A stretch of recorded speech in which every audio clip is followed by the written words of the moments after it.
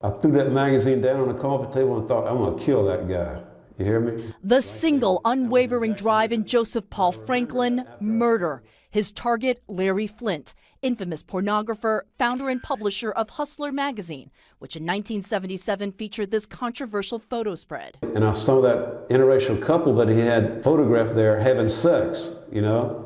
And it just made me sick. Franklin, his hair wild, his gaze unwavering, unblinkingly recalled from death row his murderous spree, driven by a hate for Jews, blacks, and any whites associated with them. He was a sniper, carrying his rifle and scope in guitar cases. In St. Louis, he staked out a synagogue and gunned down Gerald Gordon. In Madison, Wisconsin, a young interracial couple. In Salt Lake City, Franklin killed 2 young black men who were jogging with white female friends. In Cincinnati, Ohio, children were not spared, 13 and 14-year-old cousins.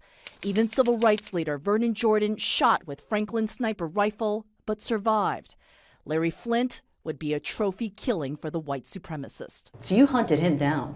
Yeah, I was hunting him down. Yeah, I ain't gonna deny that. You remember the shots ringing out? Yes.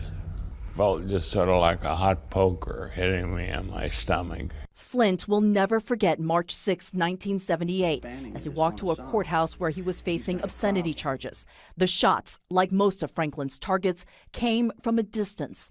Flynt would barely survive the 2 bullets that struck him. He would never walk again. By the time police finally arrested Franklin in September 1980, at least 22 people were dead.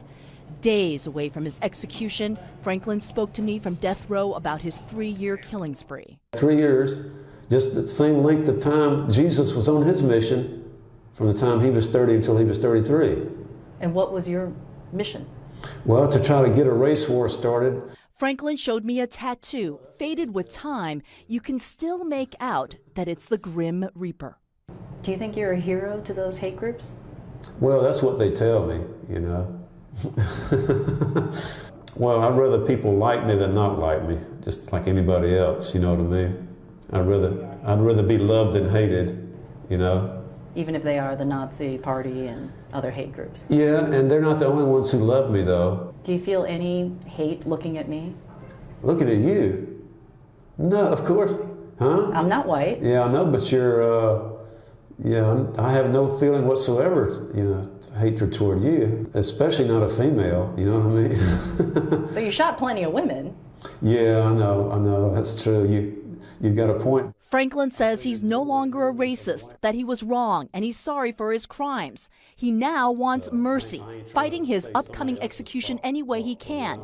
There is almost no one in his corner, except...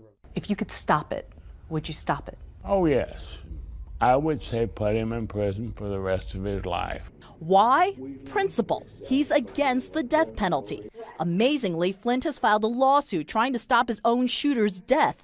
But don't mistake all this for mercy.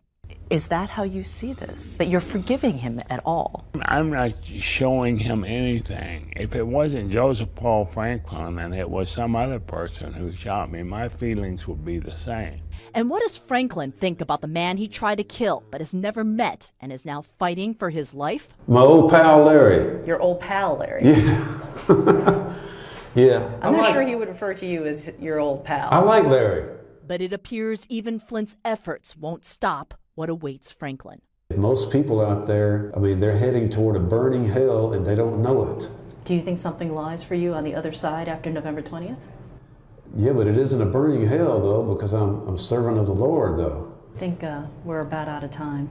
Well, let's not say that. You just... Time is important to you now, isn't it? Oh, yeah. It has been for a long time, you know, and maybe we'll meet again sometime. Kyung Lah joins me now. I mean, it's just a really fascinating interview that you did there. Did he really seem sorry about his killing sprees? Because he didn't seem it in that interview. Yeah, it wasn't really apparent. He would say the words, but certainly he didn't show it. Now, he's had 30 years to think about it, but certainly that sort of sadness wasn't apparent visibly on his face, Anderson. And I know you have some news out of the governor's office regarding the execution. What have you heard? What we have heard from the governor's office this evening, in fact, is that request for clemency by Franklin and his attorneys that has now officially been denied. There is another option that Franklin is seeking. It's through the courts. The state Supreme Court in Missouri so far has denied the motion for a stay he has filed with the federal district court. But as of this airing, Anderson, right now nothing is stopping November 20th. He is scheduled to be executed at 12:01.